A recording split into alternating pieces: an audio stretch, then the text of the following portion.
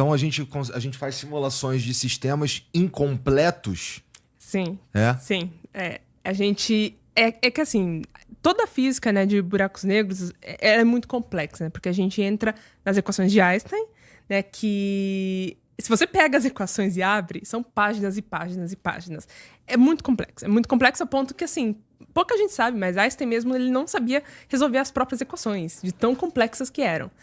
E ele não gostava muito de matemática também, então, assim, não é como se ele fizesse algum esforço pra resolver. Ele não tinha nenhum esforço. Tinha algumas coisas que ele não gostava muito. Eu vi um vídeo no teu Instagram de você falando que ele não era muito fã de mecânica quântica. Não, ele odiava mecânica quântica. E o Nobel dele é mecânica quântica, Ele é assim, doido? deve ser uma coisa que ele morreu odiando, assim, sabe? Porque ele nega a mecânica quântica absurdamente. Inclusive, foi nessa treta que nasceu o gato de Schrödinger também, né? Então, assim, tem toda uma treta, assim, envolvendo Einstein com a mecânica quântica. Mas as equações de relatividade geral, inclusive, e foi por isso que ele não ganhou o Nobel pela relatividade geral, né? Porque era uma coisa tão complexa e tão, assim, fora do comum que os físicos na época falaram, não, isso aqui é viagem, sabe? O cara tá viajando, ele pode ser muito bom em algumas coisas, né? Porque o Einstein publicou muita coisa em várias áreas, pode ser muito bom em outras áreas, mas isso aqui que ele trouxe aqui é viagem.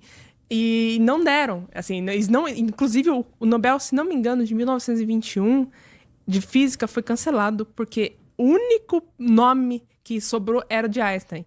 Ele tinha que ganhar, mas o comitê não queria dar pra ele.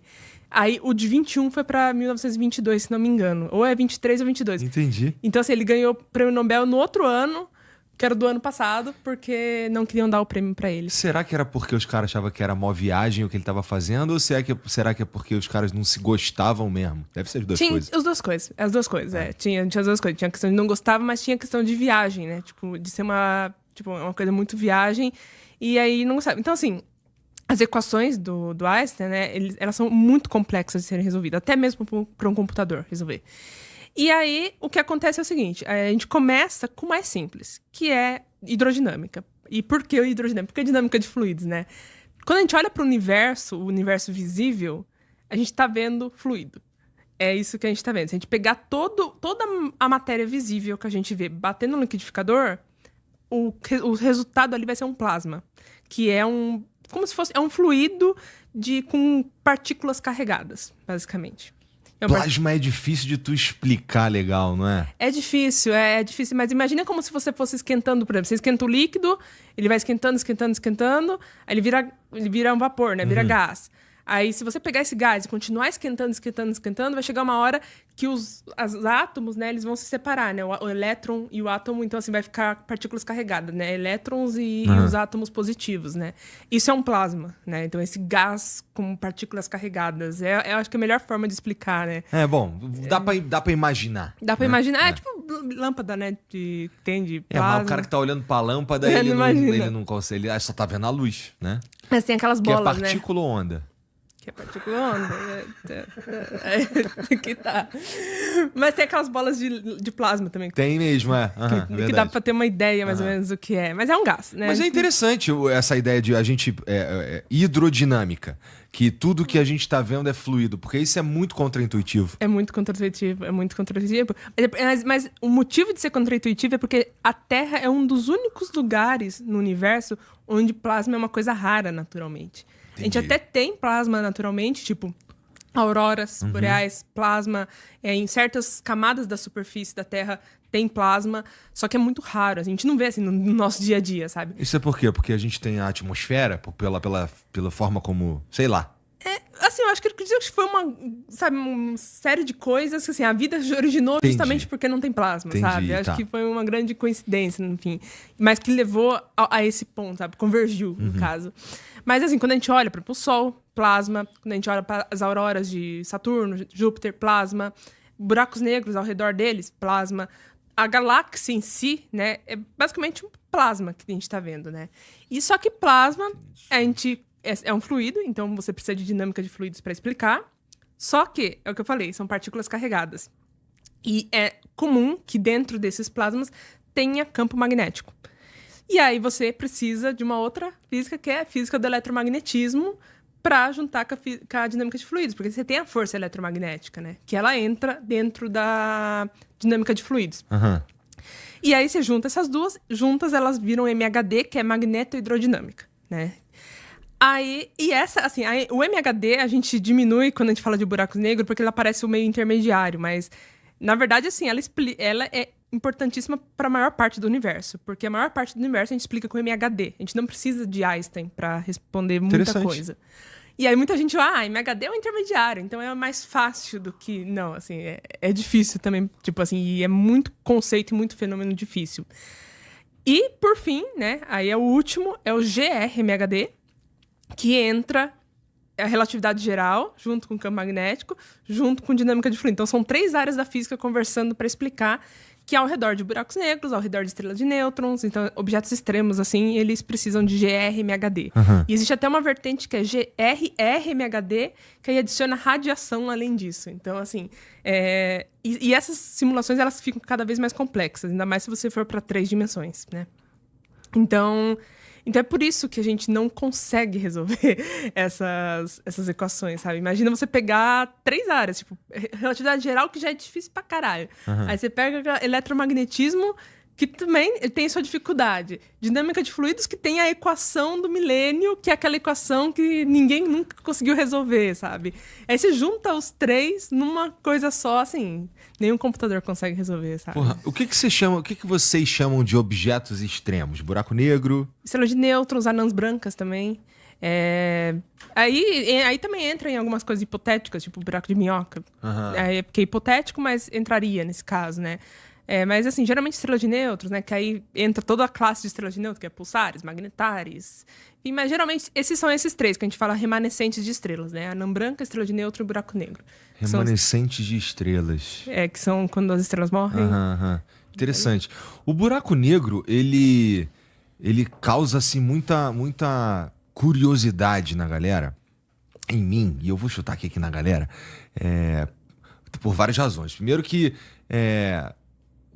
a gente não consegue olhar para o céu e ver um buraco negro. Sim. Né? Segundo que a gente tem um monte de especulação que a gente ouviu por aqui, não tô falando do que você tá falando, tô falando do que a gente vê na mídia, do que a gente vê nos filmes, do que a gente vê por aí, né? Então a gente já viaja muito naquilo tudo ali, como deve ser perto de um buraco negro ou qualquer coisa assim. E é, de fato, algo que dá para chamar de objeto? Vocês chamam de quê? Assim... A gente chama de objeto, geralmente. Tá bom. Se você pegar algum livro de relatividade geral, vai te chamar de objeto. Então, você não tá errado. Tá. Mas, em geral, eu chamo de região do espaço-tempo justamente para evitar a confusão. É uma região do espaço-tempo. Então, só essa definição, região do espaço-tempo, você fica, caralho, que é isso, mané? Que viagem. E o buraco negro, ele é uma coisa gigante a princípio, né? Vamos lá. Pelas simulações aí, o que a gente enxerga dele é o disco de acreção, o que tem por ali, e é gigante, é enorme e tudo mais. E a gente tá falando de algo que é causa. E aí tu me ajuda se eu tô falando merda. É causado, ele está posto na realidade ele é uma singularidadezinha. Né? É uma paradinha que fica ali, pequena. Sim. Bizarríssima. E aí a gente se depara. Vocês, né? Eu não, eu só. Né? Vocês se deparam com. Porra, eu sei, conversando com cientistas, que existe uma desconexão entre a física das coisas grandes e a física das coisas micro, né? E o buraco negro é uma coisa enorme, causada por uma parada micro, não é?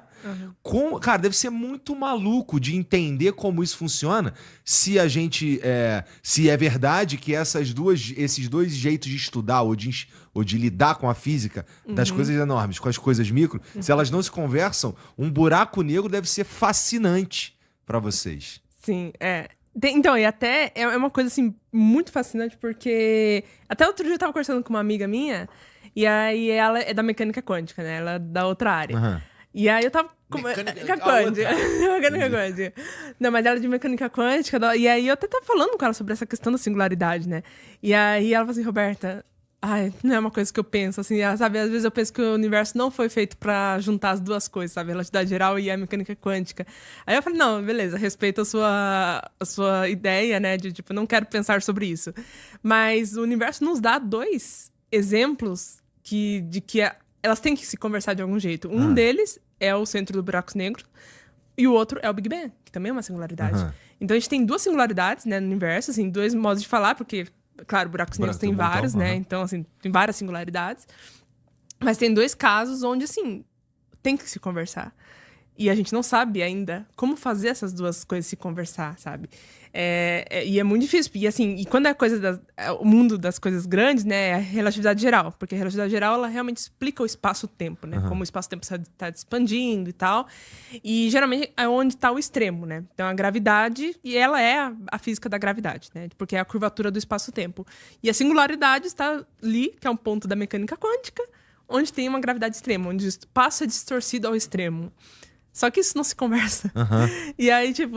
E é muito bizarro que se você realmente pegar as equações e você ia nesses limites, você consegue encontrar a divisão por zero. Então, quando Einstein disse... foi onde Deus dividiu por zero... É literalmente, porque existe uma divisão por zero ali, sabe? E divisões por zero são muito interessantes na física, porque você sabe que você chegou no limite daquela área, basicamente, né? Tipo, aconteceu isso com a mecânica clássica, né? Tanto para a parte do micro quanto da parte do macro, né? Porque Einstein mesmo, a mecânica clássica de Newton, era algo que incomodava muito ele, né? Muito. Então ele ficava, tipo, muito incomodado. Foi daí que veio a ideia de espaço-tempo, relatividade geral, enfim, porque incomodava o Einstein. Porque tinha as limitações. E a mesma coisa aconteceu na outra direção, que é a do quântica, né? E hoje a gente vê que essas duas áreas também encontram limitações, que é onde acontece singularidade. Então, assim, quando tem singularidade na física, divisão por zero, coisa infinita, por exemplo, é assim, ok. Cheguei lá. Chegou no limite, entendeu? Chegou no limite. Até recentemente saiu um artigo do Google que eu falei, né, da equação do milênio. Acho que foi semana passada ou semana retrasada. Saiu um artigo do Google DeepMind, onde eles usaram IA para encontrar singularidades da equação do milênio. E assim, para quem não é muito da área, assim, pode ter lido aquele artigo e falar assim, ok, mas eles não resolveram a equação, então assim, não é muito... Mas não, tipo, encontrar singularidade nos indica muita coisa, sabe? Para físico isso é muito importante, encontrar singularidade. Então, assim... E com a mecânica quântica e relatividade geral acontece exatamente isso.